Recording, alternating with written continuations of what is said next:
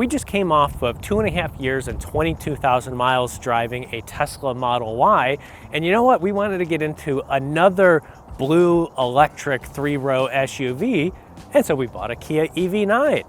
So the EV9 has a much more usable third row than the third row in our Model Y, which was optional.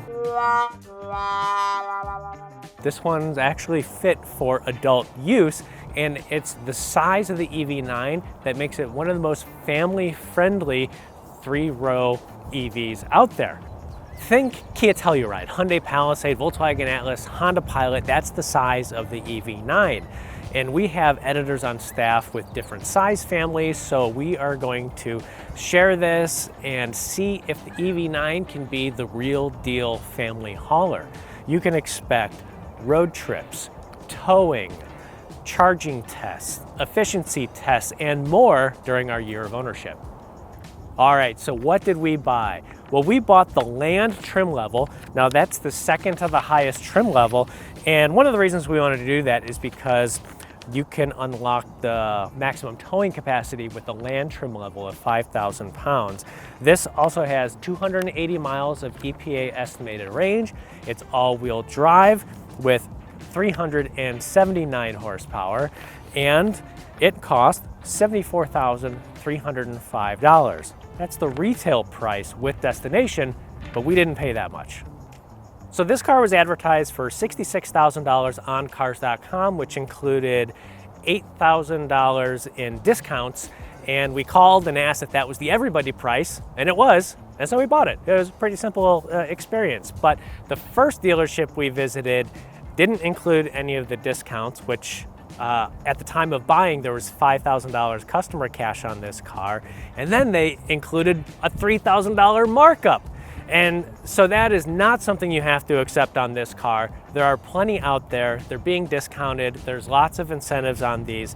So if you encounter a dealer markup situation, you can know that you can walk away and find another deal.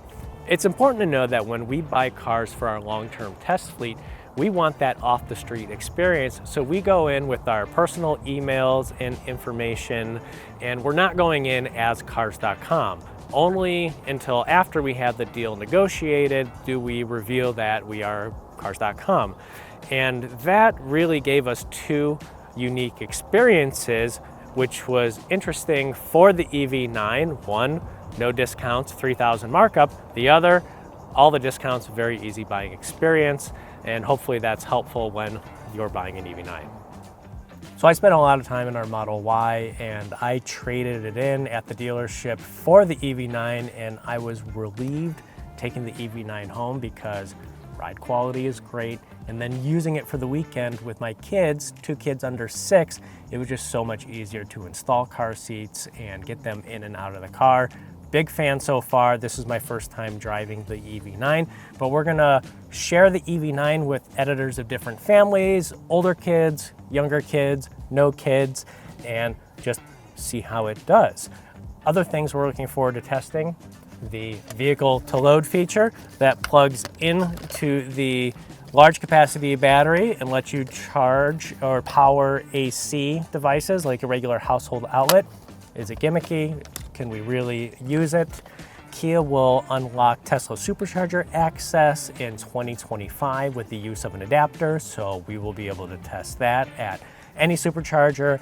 And then a couple of early issues observed in the EV9 community, including 12-volt battery drain issues.